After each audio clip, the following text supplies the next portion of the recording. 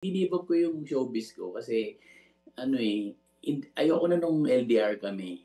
Hmm. Ano rin, responsibilidad ko, tumatanda na rin ako, ilang taon rin akong nagpapatawa, 'di ba, na-achieve ko na rin yung gusto ko.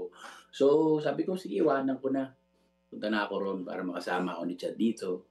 Eh, nabigyan naman ako ng opportunity na, 'di ba, iniwan ko yung showbiz pero dito gano'n pa rin, nagtatrabaho ako. So, natuwa ako kasi 'di ba nabigyan ako ng panahon para mas makasama ko yung asawa ko. At the same time mapagpatuloy ko yung career ko rito at, nadadala ko yung pangalan ng ano, ng pagiging Pilipino mo na pupunta ka sa ibang bansa. Mm. Mhm. Alam niyo naman yung mga material ko dati. Ngayon dahil Christian na ako, Kristiyano na ako, Mm. binabago ko yung ano, binabago ko yung genre, yung hindi na ako nagmumura.